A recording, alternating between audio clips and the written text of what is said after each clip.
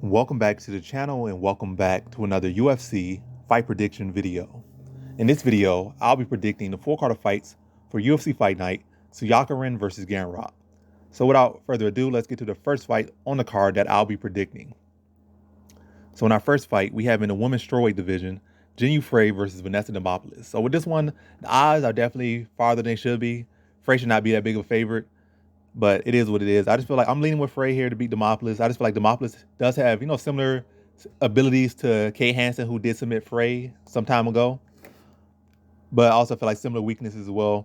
So I don't know, like the odds shouldn't be there, but I'm leaning in Frey because I've seen Frey's improvements on her takedown offense, her takedown offense.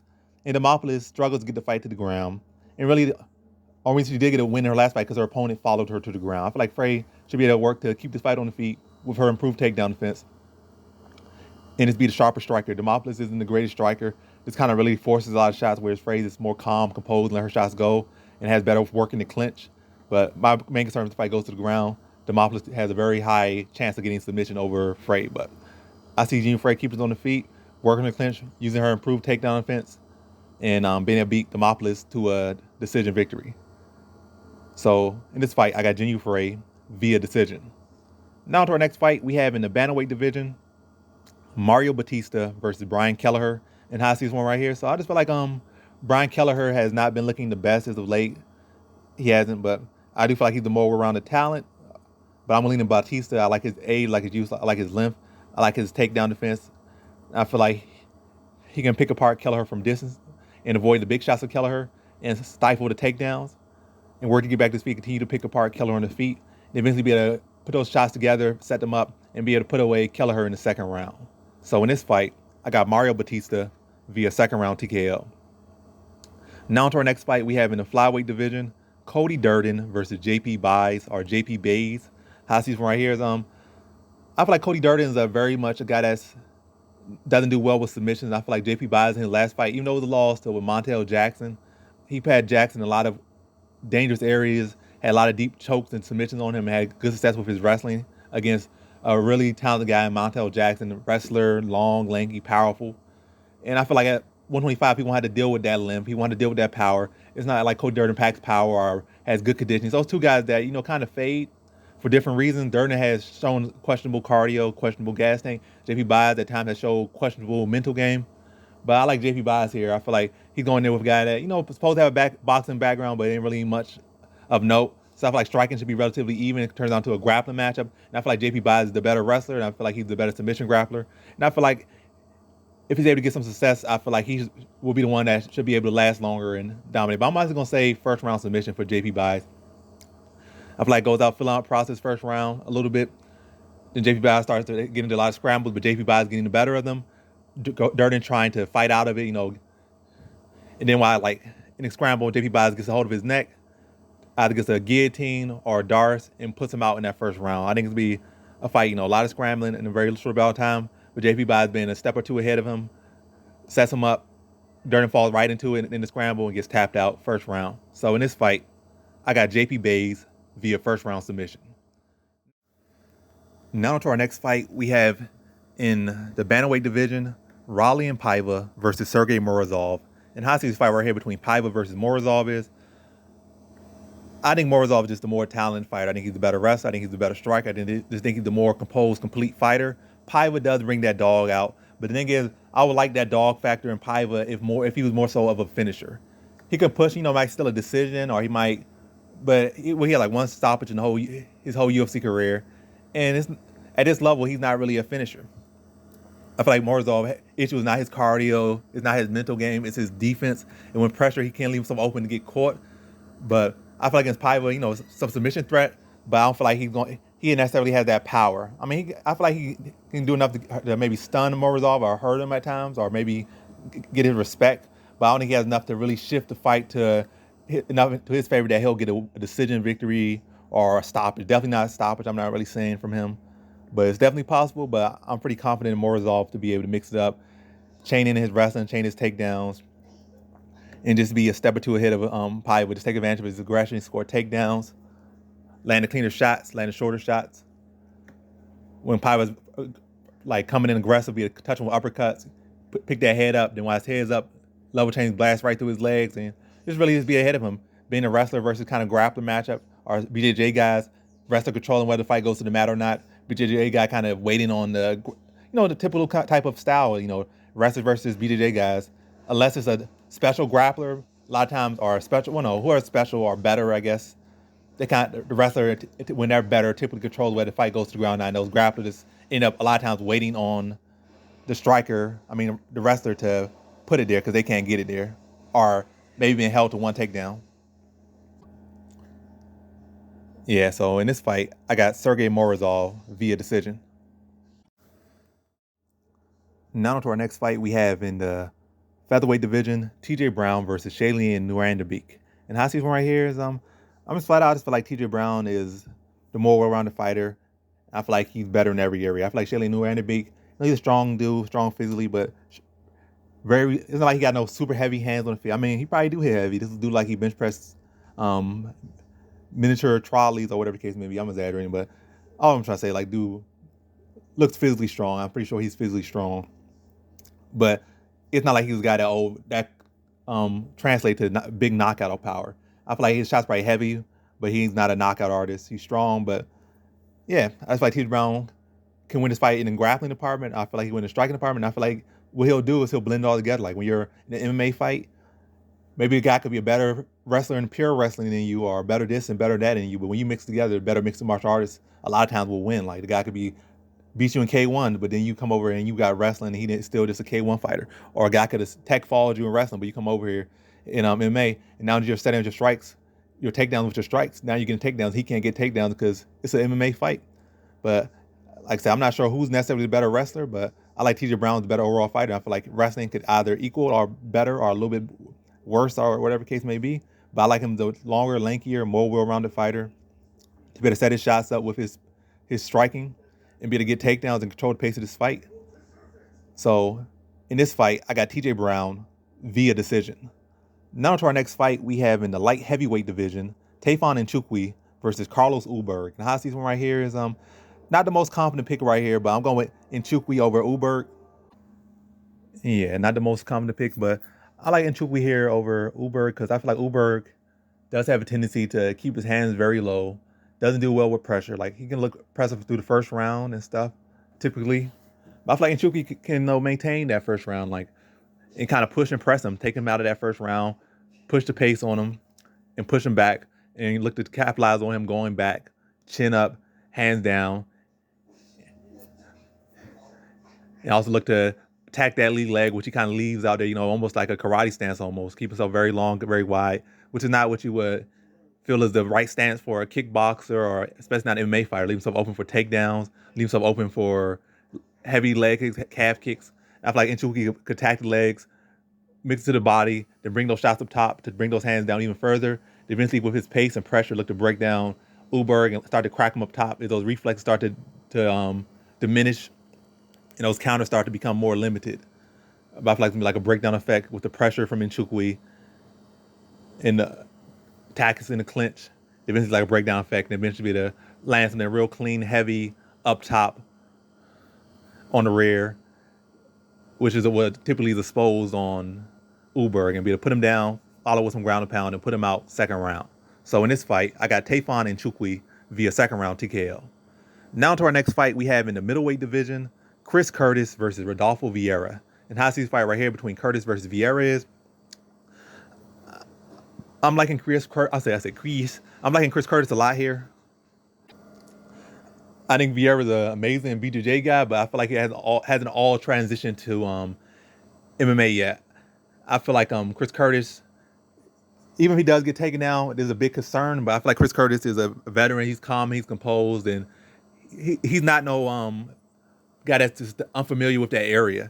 And I don't feel like Vieira can push a high pace. I feel like Vieira has a lot of openings on the feet. Was even getting touched up by Stolfus a lot of times in that fight. Got dropped like twice, probably unrecorded, but he got definitely hurt and stumbled a couple times in that Stolfus fight. And I feel like Curtis could find a lot of shots around the corner, around the rear, and catch him with hooks and just take advantage of Vieira's greenness on his feet and greenness in the cage. I feel like Vieira's gonna try to come out early and try to maybe throw some power and go for some takedowns. Come out real aggressive early and try to make a point or try to make something happen and have limited success. But I feel like it could play out similarly to the Halls fight where, Halls looked like he's doing a lot of stuff, drawing power, looking for takedowns, whether he's getting them or not, just working and probably on a lot of people's things winning the first round. But I just feel like Halls eventually, once Vieira starts to slow down and he starts to see those openings appear even more, like I feel like Curtis going, fill him out the whole time and just looking to set up shots, set up counters. And then Vieira starts to slow down, start to mouth breathe a little bit. When Chris Curtis still there in front of him, still touching him up with little jabs and little filler shots. And probably have his nose leaking a little bit, mouth leaking. Yeah, touch him. But so extend him out past the first round, fill him out the whole time. They have a tired, more fatigue, a little bit, stress, and arrest Vieira. Set that counter up land that counter that he'd been set up the whole time. When Vieira starts to force things, catch him, hurt him, then finish him off in that second round. So in this fight, I got Chris Curtis via second round TKO. Now to our next fight we have in the bantamweight division, Umar Nurmagomedov versus Nate Maness. And Hasi's fight right here, I think is a lopsided fight, but looking into it further, Nate Maness does got a little bit of a dog chance, very, very, very little bit of a bark there. But I'm going with Umar Nurmagomedov, young, talented. I just feel like more well-rounded and could beat him in every area. Nate Maness, I guess his best advantage is luck and length. That's about it. Talent not really there, but luck and length. Decent takedown, I think like 86%, but you get them some takedowns against other guys. Go in there with Nurmagomedov, they're going to make that takedown, then drop that thing to like 12%. Like they're going to destroy you. But yeah, I don't feel like Nate Maness' takedown defense is all that great. I seen him getting picked apart on the feet by Luke Sanders, him getting touched up in some fights, and he just comes back and right. I think in the Johnny Munoz Jr. fight, he really lost that fight, but they gave it to him, again, luck. These fights that really should go against him, but he just keeps finding a way to get lucky.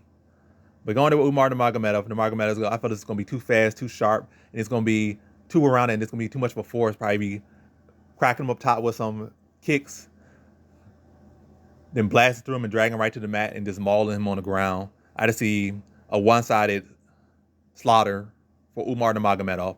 The length and awkwardness might give him a little bit of a breather for a bit, but once Umar Nurmagomedov gets even like a little minute, 2 minutes of a filler, he's going to know everything he needs to know about the dude, pick him apart, drag him to the mat, probably hurt him on the feet, drag him to the mat, and just cut through him like butter and tap him out in that first round. So in this fight, I got Umar Nurmagomedov via first round submission. Now to our next fight, we have in the lightweight division, Thiago Moises versus Christos Giagos. And with this one, I'm really going off pattern. Giagos has not, decent grapplers. I don't know, maybe he fought some mediocre grapplers somewhere else in his career, or, some okay grapplers. But anybody decent or good, he has lost to them as far as grapplers every single time. That's his track record. Yeah, he loses these grappling matchups every single time. And I feel like Thiago Moises is kind of lost right now, or kind of being held against him a lot.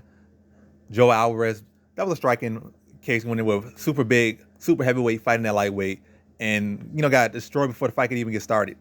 Then you got Islam Makhachev, and he actually fought a very competitive fight with Islam Makhachev over the course of the round. It was this case that he could not keep the pace that Makhachev was putting upon him, and Giagos would not make it out of one round with Makhachev. But then again, that's MMA math. All I'm trying to say is like Islam Makhachev beating everybody, pretty much everybody except maybe two people in the division, and he probably could even beat those people. But right now, Islam Makhachev beating everybody, so not a bad loss. Like, yeah, it's gonna happen. But Joe Alvarez, but again, getting to the MMA math for this. But I just feel like Thiago Moises at first didn't really have much striking, but over the Michael Johnson fight wasn't one of the case. But Alexander Hernandez was a case of showing much more improved striking, much better control of range, much better shot selection, much just finer tuned striking in the Alexander Hernandez fight. The Bobby Green fight, even though I feel like he lost, he looked much more composed on the feet and kept the striking pretty close. So, like, you definitely have seen the improvement in Thiago Moises. And even in Islam Makhachev, striking looked so much better. The improvement in that one, grappling looked real good in that one. It just, he was in there with the better man. But Joe Alvarez just sparked the man. But anyway, going with Christos Giagos. Giagos has not really shown to be that big of a striking threat. He's more of a grappling threat. And Moises has no issues with his grappling, no issue with his wrestling, no issue with his jiu-jitsu. I feel like Moises probably has not as good of a wrestler, but I feel a much better grappler on the feet. I feel like Moises has shown to be a much better striker and has been into a better competition and has held himself better in competitions and better in those competitions. So I feel like it'll be a pretty competitive fight, but Moises is going to be a step or two ahead and a step or two, a step or two ahead and be able to beat him to a decision. pretty cleanly, I feel. So in this fight, I got Thiago Moises via decision. Now to our next fight, we have in the heavyweight division, Josh Parisian versus Alan Badout. And how I feel about this one is dog or pass. Well, not in fact, not even dog or pass. These guys both terrible. I would say prop or pass. Positive, plus money, prop or pass. Because bet on any of these guys is just not good for your health or not smart at all. Parisian got the gas tank of a hospice patient, and Badout got the fight IQ of a tapeworm. Matter of fact, tapeworm's got much more self-awareness. But anyway, I feel like Parisian's the more well-rounded fighter. And going there with a guy like Badout, who's not really going to push a pace. He got power, but poor fight IQ, and it's not like he really pushes a pace anyway. I feel like Parisian could come out and look good in the first round, or at least, I don't know, mix it up more in the first round. And then probably maybe have a good second round or first round. And then I feel like Badout just not going to put the, he's not going to put the pace on that he needs to put on to get a finish, or put the pace on he needs to get to win. Like in Parker fight, he just went out there, too much looking, too much taunting, and not enough fighting. So like, even when he does have opportunities, the guy just throws them away. Goes in there with a smaller fight and goes out there, just those hands, just those caution to the win. Like, what he winning now? Dalcha Ungilabila? No, that's a different guy. He lost to Dalcha champion. I think that's Dalcha Lungablia, or maybe this other guy. But I don't know. These names getting mixed up. Probably getting mixed up with another fight. But anywho, I just don't like Badout's fight IQ. Guys, not undefeated. He's winless in the UFC, and it's for a reason. And I'm gonna stick to that. He's winless for a reason, and he's gonna continue to be winless in the UFC for a reason. I think Parisian's gonna win a sloppy decision over him. Just being wanting a little bit more, pushing a little bit more, even with his hospice patient cardio, just be doing a little bit more, clinching up a little bit more, throwing some knees in the clinch, sloppy heavyweight fight that Parisian gets by on the hair on his chinny chin. So probably even a good place to put a prop on split decision or majority decision just for how sloppy this fight. I am assuming how sloppy this fight gonna be. So in this fight, I got Josh Parisian via decision. Now to our next fight, we have in the welterweight division in our co-main event, Magny versus Shavkat Rakhmonov. And how I feel about this one is, I think Magny is getting slept on a lot, but I'm picking Shavkat Rakhmonov to sleep him.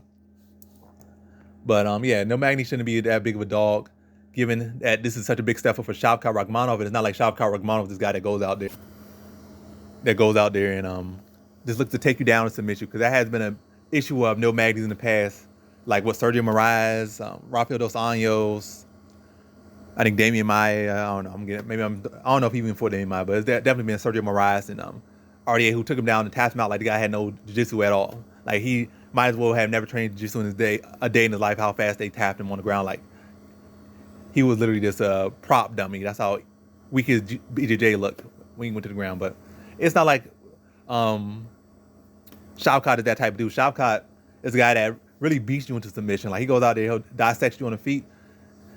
Then like you try to grapple with him, maybe he'll reverse position, or maybe he'll see an opening, then he'll jump on the submission or throw you to the mat or reverse it or something, then beat you up some more until you just give up your neck and tap you out, as far as what I've seen him in the UFC. He's not a guy that goes out there with intentions of, let me see, I'm gonna get this guy, pick their arms up, throw some punches up top, level change, gets the cage, drag to the mat, tap him out. That's not his style. Yeah, that's all I'm trying to say. He's not the necessarily blueprint that, this is a lock pick type guy, or at least style to beat Magny. But he definitely has all the talent to make him a lock pick against Magny. But for me, high confidence pick for Shavkat. But the big step up in not necessarily having the blueprint style to beat Magny makes it just a high confidence, not a lock confident for me. But I just feel like with this one, Shavkat Rakhmonov is riding better steam, younger, fresher, faster, more fluid. I think the more technical striker, more technical grappler. What I see in this one, I feel like Magny's gonna try to come in, fill his way in, but Shavkat's gonna be respond with big counters, put him on the back foot, blast his legs with heavily. Knowing that Magny doesn't respond well to leg kicks when he's on those stilts, so to start blasting with leg kicks, then looking to bring the shots, rip him to the body, slowly chop him down, rip him up top. And I feel like he's gonna eventually get Magny to react and start overextending on the shot, snap on that neck, guillotine, first round submission. So in this fight, I got Shavkat Rakhmonov via first round submission. Now to our next fight, we have in our main event in the lightweight division, Arman Tsarukyan versus Mateusz Gamrot. And how I feel about this one is, ultimately, I'm going to say straight up, I feel like Tsarukyan is the more well-rounded fighter. Both guys are amazing, but I feel like Tsarukyan is the more well-rounded fighter. Wrestling, you could say it's a lean. You can definitely say it's a lean. You don't know who's better. You're going to see on the night. But striking, I feel like Tsarukyan has shown to be the much better striker and has shown it more often than Gamrot was. Gamrot, we had seen amazing chain wrestling, amazing cardio, amazing pace pushing. He had like a little instances of striking. He did land a good knockout over Scott Holtzman. But we have not seen that sustained. We have seen Tsarukyan strike for a good portion of time, against better competition. And we have seen him fight better competition. But yeah, all in all, I just feel like Tsarukyan has fought better competition. And I feel like he has shown a more well-rounded skill set where wrestling and grappling definitely will be a factor. I feel like ultimately it's going to be kind of a cancel-out factor. But I feel like the striking, that's going to set up the grappling more. And I feel like Tsarukyan has the better striking. I will say Gamrot has shown the better hands, to be honest. He has definitely shown the better hands. But I feel like, Tsarukyan has shown the better. Gamrot has shown the better hands. Tsarukyan has shown the better footwork, has shown the better striking overall, and has shown the better kicks. But yeah, I think this will be a very competitive fight. A lot of scrambles. Probably, for a grappling fan, wrestling fan, it's probably going to be your favorite fight of the year. But I feel like Tsarukyan's strike is going to put him over. Damage is going to put him over. And those strikes going to set up the takedowns and allow him to get the better control. And I feel like when he's in position control, he'll be doing more damage where Gamrot will be looking more so. Maybe some half-off submissions that really not going to be all the best submission attempts just to try to dose him up there. And not the heavy ground, but where I feel like when Tsarukyan is in control, he's going to be landing damaging, concussive damage, landing cuts on Tsarukyan. Not Tsarukyan, he's putting cuts on himself. He's going to be putting damage on Gamrot. Gamrot's going to be wearing the more damage. And Tsarukyan's going to be the one going for the one closer to getting the actual finish just based off damage at times in this fight. But I see Gamrot being a gamer out there, not quitting. I see him going there, giving it back just he's taking it. But I feel like Tsarukyan striking is going to allow him to set up his shots better. And when he's in control, I feel like he'll be doing more damage and more decisive damage, more stuff that's bringing the fight closer to a close. I feel like a guy like the Gamrot will go for submission, but I feel like any of them will be all that deep. Maybe one attempt that will be pretty deep. But again, both of them being gamers, but Tsarukyan again doing more damage, doing more work, and setting up behind the better striking. So in this fight, I got Arman Tsarukyan via decision. And that concludes my fight predictions for the full card of fights for UFC Fight Night, Tsarukyan versus Gamrot. And as always, thanks for watching.